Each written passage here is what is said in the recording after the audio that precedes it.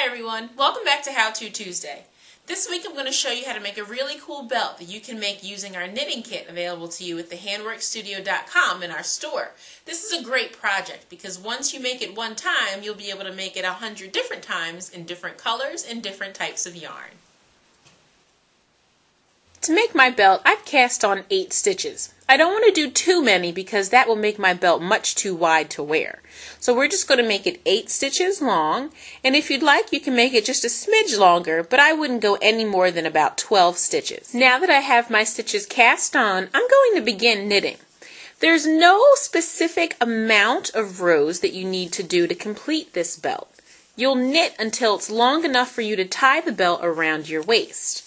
If you like, you can make it so that it's long enough to just tuck into your belt loops on your pants, or you can make it long enough for it to dangle down your leg. I recommend knitting your belt long enough to fit around your waist once, plus about 5 to 10 inches.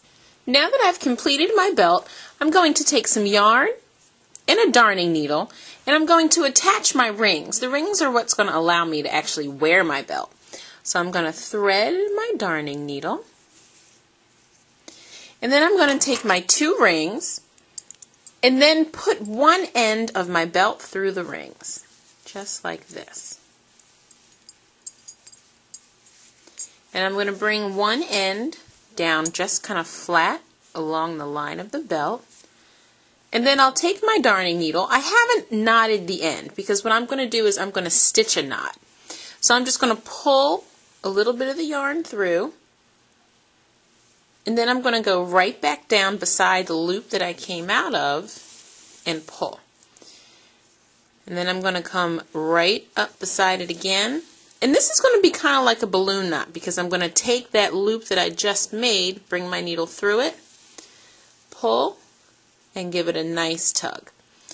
And then what I'm going to do is I'm just going to do a running stitch all the way along the length of the belt.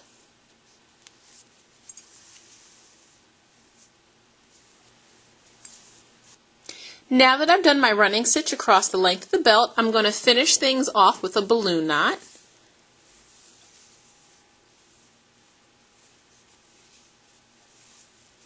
And then I'm going to snip my yarn. And I want to make sure that when I snip it, I snip a piece that's about 4 inches long. Then I'm going to take my darning needle and I'm going to use that to weave this tail end in through the belt.